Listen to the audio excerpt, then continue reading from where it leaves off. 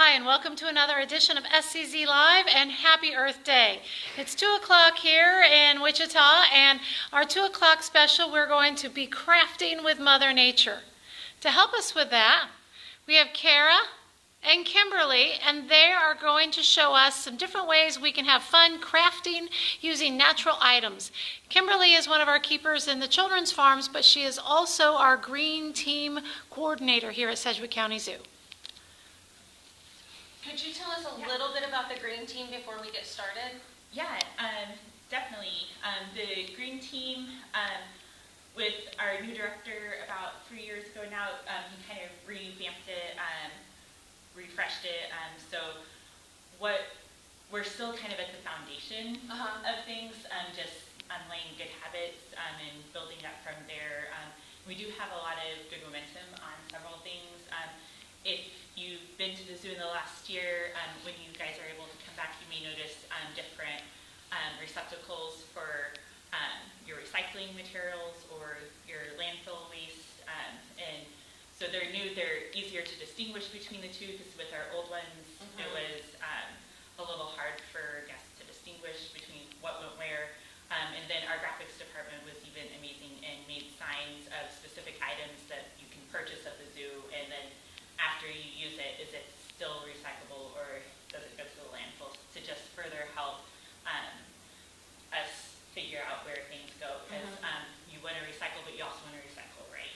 I agree, and I think that it's really beneficial to have those receptacles labeled landfill, because garbage isn't the end of it. It has to go somewhere, so that helps give us a little reminder that maybe we could do more with what we have.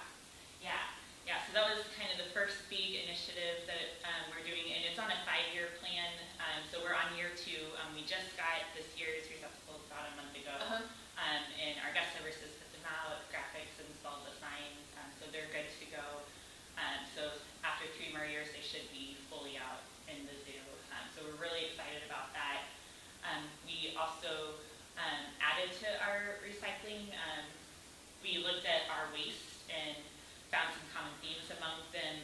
Our grain bags that our feed comes in is a huge thing. We found out how to either recycle all of them or reuse them. On Monday, Michaela, who's a member of the green team, showed us the grain bags that she and a team of volunteers sew, and we sold them at our gift shop and even at the local store. Thanks for that. So, because those bags aren't recyclable at all, but we can repurpose them and reuse them. And they make wonderful reusable bags. They're so sturdy. Yes, I have several, and I've had one over a year, and it's still holding together well. Well, that's great. Yeah. So what have you brought in with you today? Yeah, so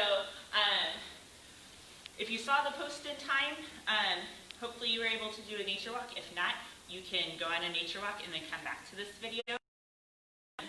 But we're going to make animals out of things we found in nature. So how I like to do it is I like to just go out and find things that I think is cool and then come back and see what I can make. But maybe you have a specific animal that you want to make. So as you're going out, you can have different things from conifer trees. I found some really good bark. I got super excited about the bark because it provides a good gluing things to it. Some berries, which are great for eyes. Some pine needles, this bark. I don't know my plants that well, so I couldn't tell you what tree it comes from, but I thought these were cool because you could like layer them together. I don't know, maybe make an armadillo or something that has that kind of pattern to them, either in color or in texture. I'm pretty sure that's sycamore bark. Sycamore, okay. Not going to stake my next paycheck on it. Okay. But I think it is. Yes. Even some sticks, some pine cones, some gumballs, a few rocks here, just anything I found that I was like, this is really cool, and maybe I can make something out of it. So I definitely got more than I needed, but yeah, I got excited about my nature walk. Just collect all the things. And all the things I found were on the ground, because sometimes I know when you take things off a tree or something, you can actually harm the tree. Right. So all this I found on the ground. That's a good reminder. We don't want to harm anything by taking bits and parts of it, but if it's on the ground, Yeah, it's already fallen off the tree, and yeah. looked at me like something was wrong, but anybody that knows me knows that I'm crazy about dragonflies, and you have to see the first thing that she has on the table. I immediately saw it, and I hope she's going to leave it with me, but she said she loves dragonflies too, so I might not get it. Hey, I could make another one. Okay. So yeah, you could totally have this one. But the first animal that I'm going to make is obviously a dragonfly. As you can see, I have some of the sycamore bark, a tree that had some cool moss on it, or not a tree, a stick, and then some of the berries for eyes. One thing I like about these berries is they're super small, so if you wanted to be more anatomically correct, you could have a bunch of them for like the little eyes that insects have. That's a good idea. So for the crafts today, for the sake of time, I went very simple. So just a stick, 2 pieces of bark that look like wings, and some eyes. So we can keep talking as I do this. Are you just using Elmer's glue? Yeah, just Elmer's glue works great. In the past, I have used Gorilla Glue. Sometimes that makes for a mess on my fingers. Yeah. So I don't use that as often, but especially like this is a great kids project. Elmer's glue is going to be a lot safer to use. The only thing I would say is it does take some patience to let it dry. Yes. Patience is not my strong suit, but I think Mine I could either. do it all for the sake of the dragonfly. Yes. Yeah, so just sticking these on. I think people would really be surprised what they find might work in their yard and on the ground in the playground, all over the place. Yeah. Oh, look, she's even making tools out of her supplies. Yep. Using my primate skills. Trying not to get glue on your nice cloth, tablecloth. That's okay. It's washable. It is. No harm, no foul.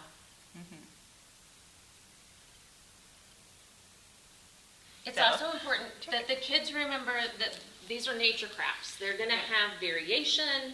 They're going to have their own set of difficulties to overcome. Yeah. So, I mean, it may not work out perfect, but rarely are things perfect. So,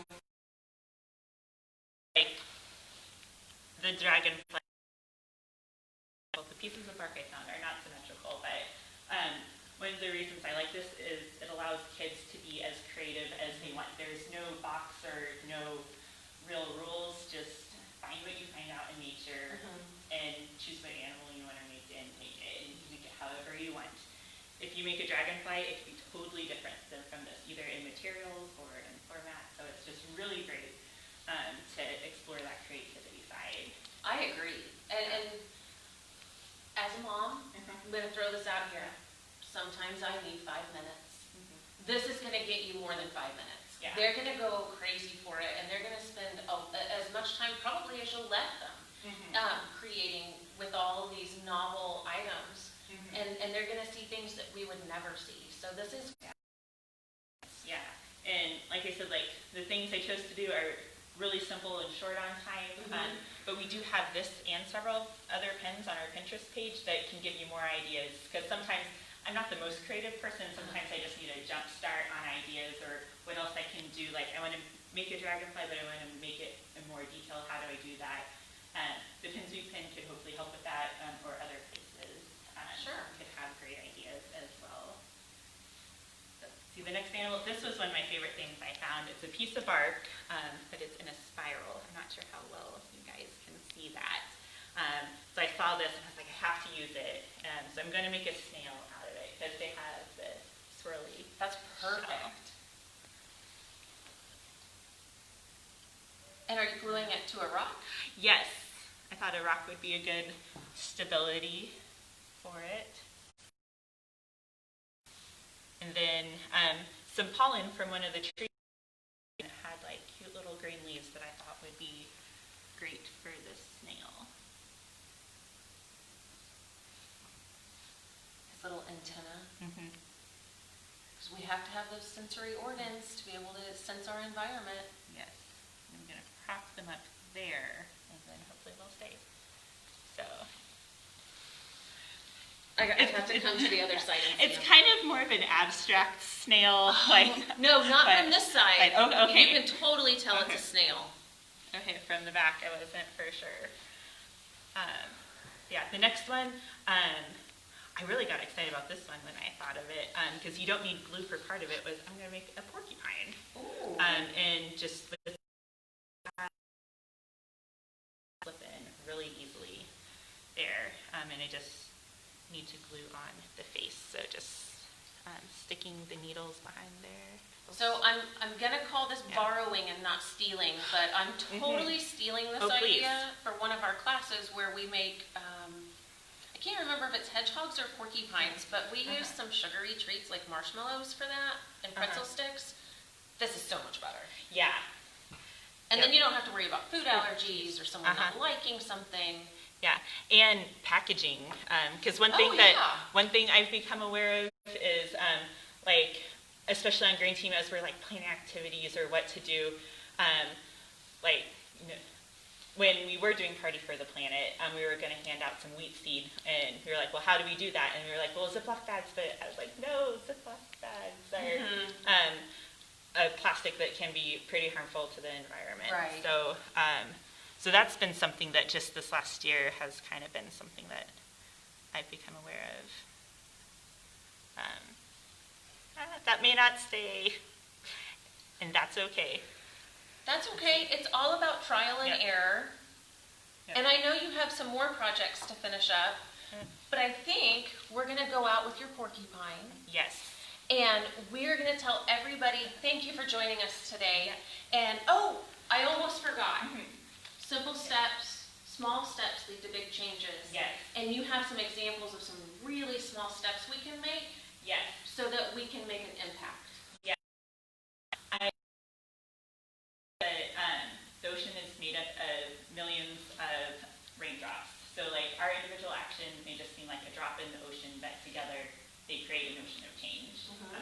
And I just love that picture because conservation, living sustainably, or another cause project that you're working for, like you can make a huge difference.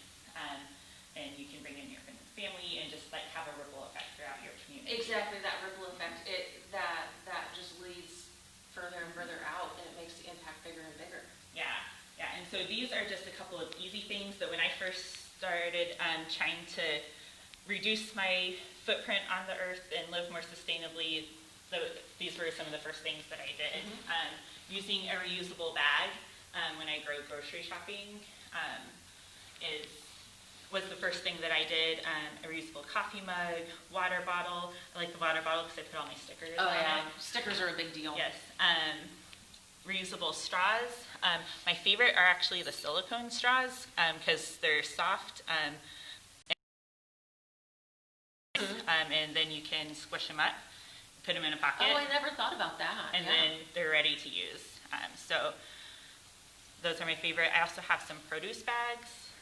Because again, like the plastic bags, when you're getting produce, that can be harmful. And I just have it in a small random bag in my purse that I just pull out. And just because it's something that I've figured out, I've quit using the produce bags altogether because I found that it made my produce get mushy and brown and gross so much quicker. So what I do is I bring home things like cilantro and green onions, and I give them a good rinse. Yeah. And then I have some small towels that I roll it in and keep it in the fridge, and it lasts so much longer. Yeah, so sometimes like reusing these heavy reusable items actually helps whatever you're doing, helps your produce be fresher and last longer. And that reduces our food impact on our environment. Yeah, that actually has a bigger impact than some people think. Right. Well, Kim, thank you so much for being with us today. I'm excited about all of the things you've shown us.